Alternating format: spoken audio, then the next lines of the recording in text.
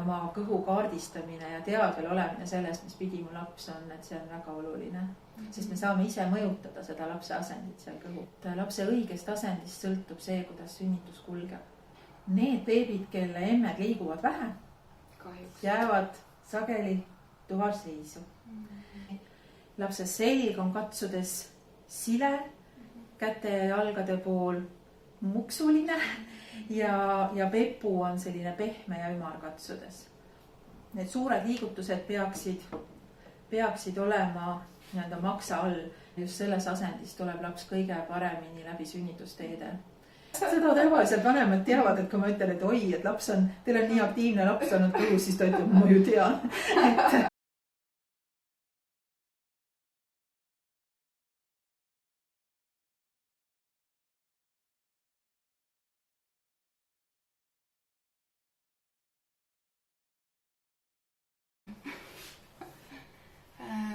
Täna oleme siin Holistika Instituudis ja minu vestluskaaslaseks on Ingrid Kauküla. Tere! Tervist! Tänane teema oleks siis raseda kõhu kaardistamine ehk siis belly mapping.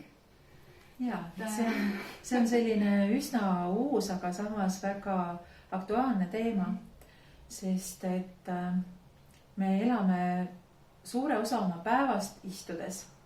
Istume arvuti taga, teleka ääres, kodus diivani peal, nutiseadet näppides, töö juures, autos, et me liigume vähem. See vähem liikumine tingib suuremat võimalust, et laps ei ole õiges asendis.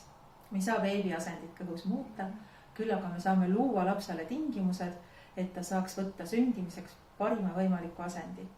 Ja see parim võimalik asend on pea all, selg ema vasaku külje poole ja lõug korralikult rinnale painutatud. Lapsel on 2 raskemat otsa. Pea võrreldes pepuga ja selg võrreldes selle poolega, kus on lapse käed ja jalad. Ja kuna ta seal kõhus ikkagi liigub vastavalt sellele, mis on talle mugavam, siis enamasti beebid kuskil pärast 20. nädalat, 26. 7. rasedusnädala paiku ja mõned beebid ka pärast 30. nädalat alles võtavad selle asendi, kus on mugavam jalgu liigutada, kuhu on mugavam pead toetada ja keeravad ennast peaseisu. Need beebid, kelle emmed liiguvad vähe, jäävad sageli tuvarseisu. Sest et stimulatsiooni, mis tuleneb ema liikumisest, on vähem ja seda sellist vajadust keerata raskem ots allapoole ei tule piisavalt. Nii et kui lapsel on pea allapoole, siis ainuüksi sellest ka ei piisa. Et kui laps on pea allapoole, aga sirutatud peaga, siis tema pea ümbermõõt on mitu sentimeetrit suurem kui korralikult painutatud peaga. Et seda on näha ka nagu lihtsalt peale vaadates, et see ümbermõõt on palju väiksem. Peal aitab korralikult lõuarinnale painutada lootekest tegelikult suuresti. Et lootekesta libedus aitab seda sügavat painutust saavutada koos siis emaka aktiivsusega. Mis siis veel? Beebid alates sellest vanusest, kui nad on alles väike ümmargune lootemuna, nad pöörlevad päripäeva. Kogu aeg? No nad üritavad teha seda päripäeva liigutust ja seni, kuni see tita on seal väike tuuker suures lootevee mullis, seni ta saab ennast keerutada ja nabanöörile tulevad keerud peale sellest, et ta keerutab. On neid beebisid, kes on hästi rahulikud ja kelle nabanöör on üsna sirge ja on neid lapsi, kelle nabanöör on täiesti krussis ja keerdus. Sellest saab midagi järeldada või? Sellest seda tavaliselt vanemad teavad, et kui ma ütlen, et oi, et teil on nii aktiivne laps olnud kõhus, siis ta ütleb, ma ju tean. Et selge see. Aga ühel hetkel on see lootevee mull seal nii väikeseks jäänud, et emaka seinad on ümber beebi ja tema võimalus ennast liigutada tunduvalt väheneb. Et edaspidi saab ta küll jalgu tõsta ühtepidi ja teistpidi risti, saab rusika suhu pista, et pöialt lutsida. aga ta väga oluliselt oma asendit enam muuta ei saa niisama lihtsalt. Et selleks ajaks, kui see aeg saabub, olgu see siis 30. nädala alguses, oleks hea, kui laps oleks võtnud juba selle asendi seljaga ema vasaku külje poole. Seljaga ema vasaku külje poole, jah. Kui ma püsti tõusen, kas te siis näete, et kui ta on seljaga ema vasaku külje poole, siis selleks, et laskuda sünnitusteedesse, on ta parimas võimalikus asendis. Nii nagu beebi pea on otsmikult kuklasse suurema läbimõõduga kui küljelt küljele, nii ka naise vaagen, küljelt küljele suurema läbimõõduga kui ristluu poolt häbemeluu poole. Ja kui see beebi nüüd hakkab siia laskuma, siis ta leiabki parima võimaliku viisi, kuidas siia ära mahtuda ja tuleb nõnda. Kui nüüd see beebi oleks seljaga teise külje poole, nii, selleni on teine positsioon, ema vasaku külje poole on esimene positsioon, et kui ta tuleb sedapidi, siis ta hakkab tegema oma seda tavapärast pööret ja jõuab tagumisse teisendisse, selle asemel, et tulla sünnitusteedest välja, jääb ta siia lõksu. Et beebi loomulik liikumine sünnitusteedes oleks selline, et ta alustab oma pööret siit vasaku külje poolt, jõuab sellesse kohta, kus vaagen on avaram eest taha, keerab kukla siia häbemekaare juurde, toetab ennast siia ja hakkab pead sirutama. Sellel hetkel, kui ta pead sirutab, hakkame me teda sünnitusteedest nägema. Ta ei tee seda mitte lihtsalt uudishimust, et vaadata, kuhu ta sattunud on, vaid tegelikult samal hetkel jõuavad tema õlad sellesse kohta, kus vaagen on küljelt küljele laiem. Ja just selles asendis mahuvad need õlad edasi tulema. Kui nüüd beebi pea on sündinud, siis jõuab õlg selle koha peale, kus eest taha on beebil rohkem ruumi ja ta teeb selle nii-öelda pea välimise ja õlgade sisemise pöörde selleks, et saaks toetada õlaga selle sama nuki peale, kuhu ta enne toetas kuklat välja tulla. Ja siit on beebil juba lihtne tulla edasi. Nii et kui nüüd see beebi tuleb meil teistpidi ja jõuab siia sellesse kohta, kus ta peaks hakkama pead sirutama, nii et tema õrn ninajuur on häbemekaare koha peal, siis häbemekaar teeb ninale haiget ja sabaluu teiselt poolt liigub kukla eest ära, nii et ta ei saa hästi edasi tulla.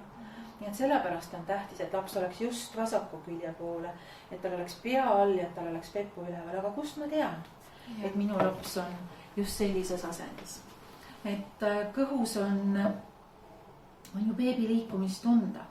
Seal, kus sa tunned kõige suuremaid liigutusi, sellist tugevaid müksamisi, on lapse jalad. Ja sellises asendis beebi puhul siis need suured liigutused peaksid olema nii-öelda maksa all, roidekaare all. Käte ja õlgadega teeb laps väikeseid, siblivaid, silitavaid liigutusi. Lapse selg on katsudes sile, käte ja jalgade pool muksuline ja pepu on selline pehme ja ümar katsudes. Pead sellises peaseisus beebil tavaliselt tunda ei ole. Et see nukk, mida häbemeluu kohal tunda on lapse õlg. Et pea või kukal on ikkagi üsna sügaval ja selleks peab päris kõvasti katsuma, et tunda, et jaa, siin on midagi kõva. Et see on beebi pea. Ja selleks, et teada saada, mis asendis beebi on, ei pea ootama järgmist ämmaemanda visiiti. Et heida voodisse ja kuna sa keerad beebi jaoks pesakummuli, kui sa voodisse heidad, siis ta hakkab ennast ju paika sättima. Ja sellel hetkel sa võid isegi hetkeks heita täiesti selili. Ja sellel hetkel, kui beebi ennast hakkab vastavalt sellele oma pesa asendile paika sättima, saad sa kõige paremini aru. Et miks on oluline teada, mis asendis mu laps on. Sellepärast, et lapse õigest asendist sõltub see, kuidas sünnitus kulgeb. Et lihtsalt pea allapoole ei ole piisav. Et laps peab olema küll pea allapoole, aga korralikult lõuale painutatud peab olema see peake, et tema selg võiks olla ema vasaku külje poole ja pepu ja jalad kenasti üleval. sellepärast, et just selles asendis tuleb laps kõige paremini läbi sünnitusteede. Et kui laps on kas seljaga ema selja poole, seljaga parema külje poole, siis need võimalused, et sünnitus võiks takerduda, seiskuda, aeglustuda, et need võimalused on palju suuremad. Aga see on tegelikult praegusel ajal selline mitte levinud, aga juhtub aina tihemini seda, eks ole, nad on tagumisest teisendis. Et see lapse vale asend või sünnituse seiskumine tegelikult, et alati ei olegi üldse teada ette ära, et laps on vales asendis. Me teame lihtsalt või me näeme, et sünnitus aeglustub või on jäänud seisma. Et siis sellise sünnituse lõppfaasis seisma jäänud sünnituse korral, kus laps ei tule edasi, ei tule allapoole, kus tuhude vahed hakkavad pikenema. Tihti peale laps ongi vales asendis ja see lapse vale sättumine on põhjuseks, miks sünnitus lõpeb vaakumi või keisrilõikega. Nii et sellepärast on see teadmine, see kontakt oma lapsega, oma kõhu kaardistamine ja teadvel olemine sellest, mis pidi mu laps on, et see on väga oluline. Sest me saame ise mõjutada seda lapse asendit seal kõhus. Ja sellega võib-olla lisada veel seda, et need ettepoole najatamise asendid igapäevaselt kasutusele. Et kuna meie igapäevaelu ei paku praktiliselt neid võimalusi olla ettepoole kummargil ja meie keha füsioloogia on kujunenud välja nende tuhandete aastate jooksul, millal meie esiemad enamuse oma igapäevastest toimetustest tegid ettepoole kummargil, siis lapse asendi õige sättumise jaoks on oluline iga päev võtta aega ja olla natuke aega ettepoole nõjatunud või neljakäpakil, kas või teha hingamisharjutusi või mõned võimlemisharjutused selles asendis, et anda beebile võimalus sättida ennast sünnitusteedesse õigesti. Sünnitusteede kohale õigupoolest, sest et laps võiks ikkagi raseduse viimastel nädalatel olla juba selles kõige sobivamas või kõige mõnusamas sünnituseks sobivas asendis. Aga aitäh veel kord.